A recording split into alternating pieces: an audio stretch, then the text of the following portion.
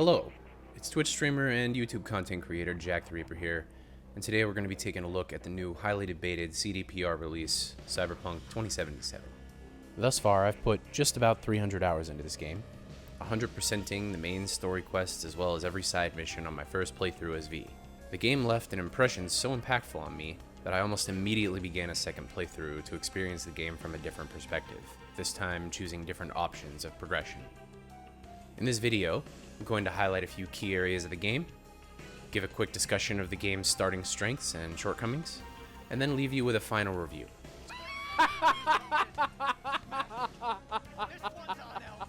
So sit back, settle in, and let's get started.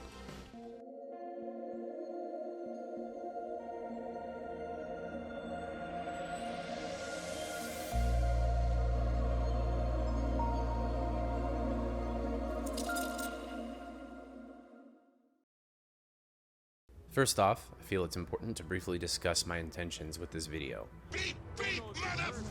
Throughout the course of my many hours of gameplay, several of my friends and viewers who saw me playing it reached out to me and asked good questions such as, have they finally worked out most of the bugs? This is the perfect advantage point to shoot you through your windshield, you realize? And I'll still finish first, because I'm technically in front of you. Is it really that good? Oh. Or, I was interested in playing it, but there was so much controversy surrounding its release, I decided to wait.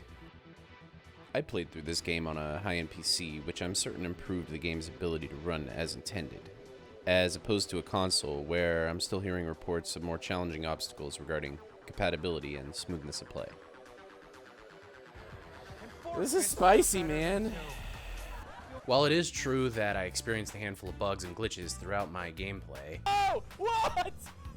How did I do this? How does he do this? We're going to die. There's my bike. It is also true that my encountering these moments did not damage my overall experience of the game. What am I wearing?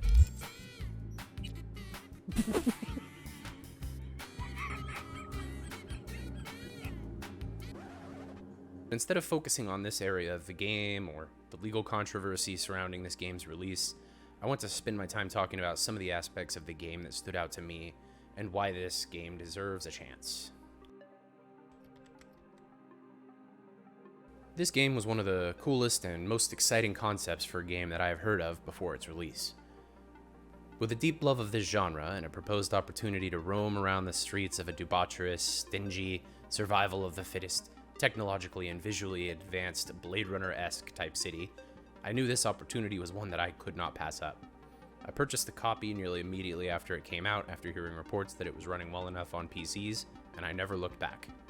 While playing through this game, some areas quickly stood out to me, leaving an immediate impression. The characters in this game were quickly built up through individual backstories and given an amazing sense of personality throughout the quality of their voice acting. Had what I think folks call an epiphany. The relationship between the characters' backstories as either a street kid, a corpo, or a nomad, and their dialogue options quickly built a personality that the player can relate with, and help you feel the weight of the decisions that you are making throughout the game. It was my experience that, as I began to meet new people in Night City and run up against conflicting personalities, that nearly every quest and person I interacted with were little opportunities for me to shape myself into the person that I wanted to become within the city. Let's do this. I could choose to throw my weight around and fight my way through problems as an ultra-violent and assertive personality. I could be a clean and reliable hacker or assassin who is tactful with their words and actions. Or I could simply be a helpful and fiercely loyal friend willing to sacrifice personal gain and make questionable decisions because they somehow felt like the best choice at the time. Jesus, again. Do I have to spell it out? This is further emphasized by the relationships that are built with the characters that you meet. Characters frequently called me out for decisions I made that were not in line with responses that I had provided in dialogues earlier on. Life is movement. Fuck the destination. No matter how I chose to play through this game, the dialogue exchanged, the choices I made at the end of the day all came together in an intentional harmony to create a logical and ethically tough, emotionally charged, and deeply personal experience. You're happier out here. I can smell it a mile off.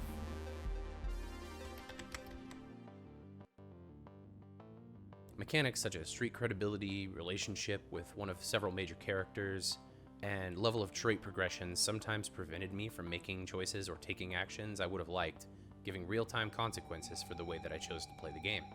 The way that this game utilizes the environment to generate storytelling is outstanding. Sneak into a back door and rescue a hostage without the bad guys knowing? You may get a special dialogue or quest giver or friend down the line. Characters are also thrust into movie-like settings with NPCs asking you to stand, hide, sit, or move to certain places, after which a door bursts open. You look like a cut of fuckable meat. Other NPCs might make fun of you, or very serious or intimate moments can occur through very smart camera work. I consider this to be one of the strongest areas of the game. This game's crafting system is fun, achievable, and highly rewarding, providing you with a full set of excellent legendary gear pieces of your choosing should you decide to level this area first. The hacking system, while very clunky and difficult to understand at first, plays almost like a Sudoku puzzle, granting you fun rewards and eddies just for getting parts of the hack correct. Pow! Got it. What's up, girl? Parkour of this game, while not as smooth as other games, is certainly not horrible. And while I found myself swimming, running, and sliding around, the controls felt smooth and non-disruptive as other games can make these mechanics. A series of quests are provided to help the player learn hand-to-hand combat, driving skills, and combat strategy, making it fun and rewarding to master each type of play. This also makes the in-game experience far more rewarding as you can utilize all these skills to explore the city and find a myriad of secrets through tactful map exploration. The cyberware system was one of my favorite aspects of this game. The implants you choose can dramatically change the way your character plays, giving an insane amount of autonomy back to the player to experience the game as they choose. All in all, while the mechanics of this game are not perfect, I feel they absolutely enhance the game's playability and enjoyability in a meaningful way.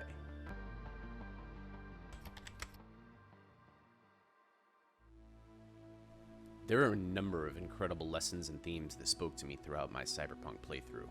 The importance of understanding one's personal values and ethics in decision-making. The way that your decision-making can be affected by those you surround yourself with. The consequences of choices which may seem right in the moment, but are questionable the longer you have to live with them. Fuck. Willful transformation. Let it go.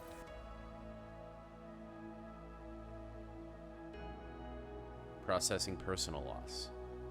Questioning technical progression and corporate power. Something feels off here. You don't say. Discovering what it means to be human. I'm not gonna kill him. He's just messing around. Thank you, V. Boy, I was scared to my core. I thought he'd paint some mean things on me. Intentionally building your tribe. Knowing and being at peace with being your true self. What it means to become a true legend. And living gloriously, no matter the cost or criticism. These themes are complex, heart-wrenching, and cause the player to engage in a process of deep introspection as they make choices. You need to take a few deep breaths. Then rethink all this. Hard. And then you can call me back. Do you know why? Because I am here for you.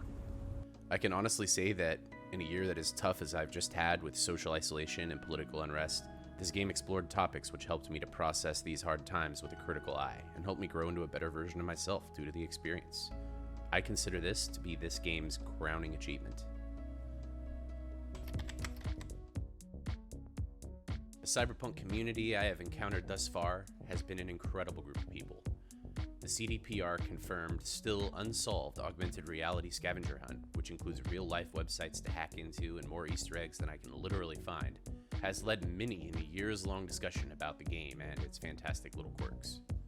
Reddit pages such as Low Sodium Cyberpunk, which discusses the community's deep love for the game, and FF06B5 community, which is dedicated to solving the game's unsolved mysteries, have given me hours and hours of content to sift through, analyze, and attempt to uncover. I even have a group of lifelong personal friends who also completed this game, helping me to find clues and discussing little things that we found on our second or third playthroughs, which help to further extract the hidden stories within this game. And trust me, there are many.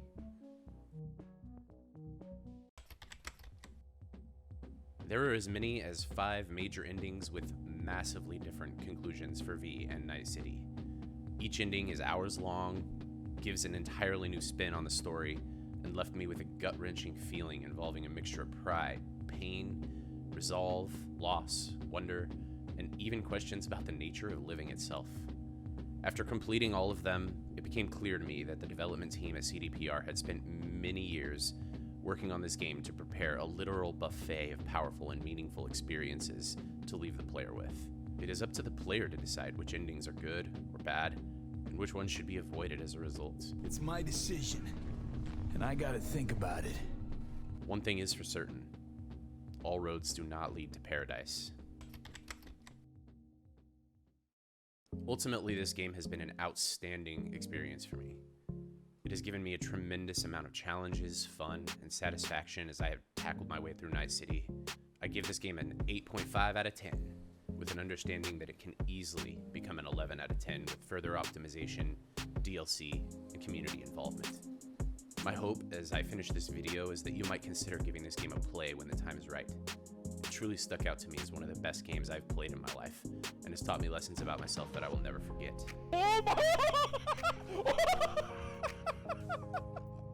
One more thing, Miss V. Quiet life or blaze of glory? Oh, yeah! Later now. I wanted to finish off this video by saying thank you all for watching. This video has been something of a love letter from me to the CDPR team for creating a game which has resonated so deeply for me. If you enjoyed watching this video and you'd like to see more like this, please consider following the channel and checking out my other gameplay through highlights. I plan on continuing to complete reviews for games, movies, shows, and fun products I come across in the days to come. Once again, I'm Jack the Reaper, and thank you so much for checking out what I have to say. Remember to be kind to yourself, and remember that you too, deep down, have what it takes to become a legend.